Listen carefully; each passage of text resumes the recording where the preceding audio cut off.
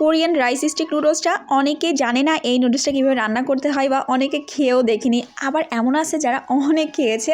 এটা এত মজার একটা নুডলস, যারা খেয়েছে তারাই বলতে পারে মাঝরাতে আমার জামাইয়ের ক্ষুধা লেগেছে সেলিব্রিটিদের মতো, কারণ প্রতি শুক্রবার তার ছুটি থাকে আর বৃহস্পতিবার সে রাত জেগে থাকে। তো এত রাতে ভিডিও মেক করতে চাচ্ছিলাম কারণ আপনাদের দেখাতে চাচ্ছি যে আমি কীভাবে এই নুডলসটা করি। তো আলাদা পাত্রে আমি কিন্তু পানিটা ফুটিয়ে নিয়েছি, সেই ফুটন্ত গরম পানিতে আমি রাইস স্টিক নুডলসটা দিয়ে দিচ্ছি দুইটা। তো এখানে টোটাল 3টা পোর্শন থাকে আর কি, তো 2টা দিয়ে দিচ্ছি 2জন খাওয়ার জন্য আর কি। তো ফুটন্ত গরম পানির মধ্যে দিয়ে একটু নেড়ে দিচ্ছি যাতে করে পানিটা ভালোভাবে সোপ করতে পারে। তারপর একটু তেল দিয়ে দিলাম যাতে করে ঝরঝরে হয়, লেগে না যায় একটার সাথে একটা। তারপর আমি এটা 4 থেকে 5 মিনিটের মতো ভিজিয়ে রাখবো। এটা কিন্তু চুলাতে আমি জাল করতেছি না, জাস্ট ফুটন্ত গরম পানিতে কড়াইয়ের মধ্যে রেখে দিয়েছি। তারপর এটাকে আমি এখন একটা পাত্রে তুলে নিচ্ছি, আর ওপর থেকে ঠান্ডা পানি দিয়ে শীতল করে নিব। আপনারা চাইলে কলের নিচেও রাখতে পারেন, বাট আমি এখানে যেহেতু ভিডিও মেক করতেছি এই জন্য আমি ওপর থেকে একটু ঠান্ডা পানি দিয়ে দিচ্ছি, এটাকে একটু ধুয়ে নিচ্ছি আর কি। তারপর এটা একটা সাইডে রেখে আমি বাকি মেরিনেশনের জন্য চলে যাচ্ছি। এখানে নিয়ে নিচ্ছি মুরগির বুকের মাংস আর মাশরুম, তার মধ্যে একটু মরিচের গুঁড়া, একটু লবণ, একটু আদা রসুনের গুঁড়া, চাইলে বাটা দিবেন বেশি মজা হবে। তারপর একটু গোলমরিচের গুঁড়া, একটু সয়া সস, একটু ওয়েস্টার সস দিয়ে আমি মেরিনেট করে রেখে তারপর আমি আলাদা কড়াইতে কিন্তু যেটাতে আর কি এটা ফ্রাই করব, একটু তেল দিয়ে গরম করতে দিয়ে এখানে ভালো করে মেখে নিচ্ছি। নিয়ে সেই মাখাটা আমি এখন দিয়ে দিচ্ছি কড়াইতে, ভালো করে ভেজে নেব, মানে সিদ্ধ করে নিব পুরোপুরি। কারণ এই নুডলসটা আর রান্না করতে হবে না তেমনভাবে, কারণ আমি অলরেডি সিদ্ধ করে নিয়েছি। এই জন্য আর কি মুরগির বুকের মাংস আর মাশরুম ভালো করে এখানে সিদ্ধ করে নিচ্ছি। আমার কিন্তু রান্নাটা শেষ। তো এই পর্যায়ে আমি একটা বাটির মধ্যে তুলে নিচ্ছি।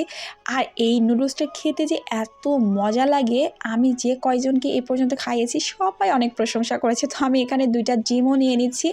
ডিম দিলে আরেকটু ফ্লেভারফুল, দেখতেও সুন্দর লাগে আর খেতেও অনেক বেশি ইয়াম্মি লাগে। যারা ডিম লাভার আছে তাদের তো কোনো কথাই নেই। তারপরে আমি সেই ডিমগুলোকে একটু স্ক্রাম্বল করে দিচ্ছি। আমি একটু কি করি, সাদা অংশ আর হলুদ অংশ আলাদা করে দিই, দেখতে কিন্তু অনেক ভালো লাগে।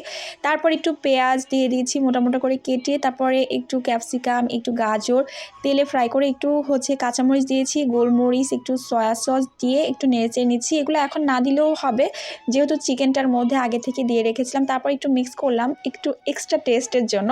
তারপরে সেই মুরগির মাংসটা, তারপরে ডিমটা আবার ভালো করে মিক্স করে নিলাম সবজির সাথে। তার মধ্যে এখন আমি একটু দিয়ে দিচ্ছি সসেজ, এটা অপশনাল, বাট আমার হাজব্যান্ড অনেক বেশি সসেজ লাভার, এই জন্য আর কি আমি দিলাম।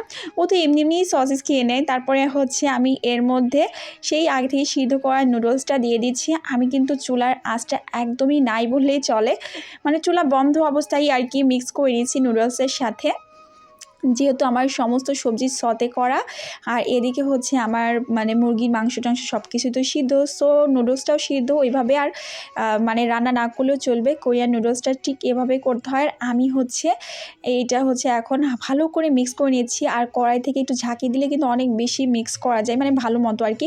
তো আমার কিন্তু রেডি অলরেডি। আমি এত মানে খেয়ে যে নিজের প্রশংসা নিজেই করার মতো অবস্থা, আর এত ইয়ামি হয়েছে কি বলবো। এখন শুধু আমার খাওয়ার পালা, আর আমার খাওয়াটা দেখলে আপনাদেরও লোভ লেগে যাবে আর মন চাইবে এটা বানিয়ে খায়। আর এই নুডলসটা আমি স্বপ্ন সুপার শপ থেকে নিয়ে আসি, প্রাইস পড়েছে 300+। তো আজকে এই পর্যন্তই, সবাই ভালো থাকবেন, সুস্থ থাকবেন, আর ভালো লাগলে লাইক কমেন্ট শেয়ার দিতে ভুলবেন না। আল্লাহ হাফেজ।